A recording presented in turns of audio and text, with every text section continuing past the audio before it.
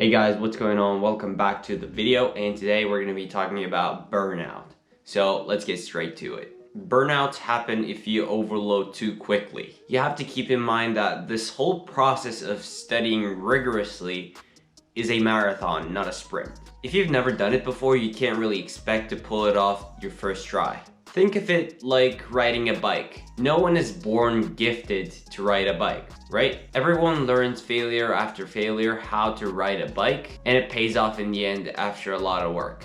Everyone finds the right way that works for them and learns it their way. This is the same for studying. You can't just say that you're gonna work 6 hours straight without having done it before. Start with an hour and then gradually increase the amount. If you're consistent enough, you'll get there eventually. Which brings me to my next point. It is very important to slowly increase the amount rather than going all out at once. Instead, try starting slow and then building up. Start with an hour of studying and then move up from there. If your goal is 6, and if you're consistent enough, you're gonna get there eventually. Consistency is key at this. Humans expect things to happen too quickly over a short period of time. If you're someone who is able to delay short-term gratification for long-term rewards, this is great. Use it to your advantage and you'll achieve what you want. If you can't do this, on the other hand, there's always room to learn.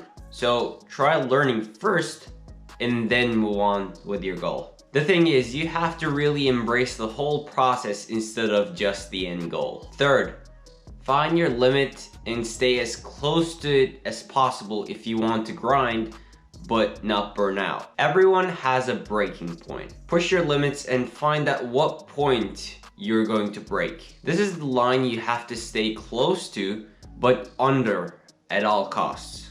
If you ever feel like you're pushing it a little bit too much, let go and recuperate. Start over tomorrow. Every marathon runner eases off and slows down at some point in the run, but they're still running. They recuperate and then speed up again. Slow down at times, but never fully quit. Get yourself together and continue the next day or the day after. Once you start feeling better, that's the time to push forward. This is the best way to do it. You have to find that point and stick as close to it as possible. Once you find that sweet spot where you're still working rigorously but are not really going too overboard, you have to stick to it. It is going to happen through trial and error, so expect to fail a lot during this process. But eventually, you're gonna find that point. Avoiding burnout through this process, tracing the line as close to the edge, is going to be very challenging. So the only thing I'm asking from you is to go slow.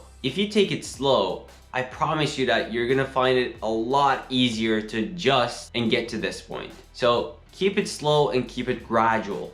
That was it for this video. Thank you guys so much for watching. As always, drop a comment down below if you have any questions, and I'll see you on the next one. Thanks.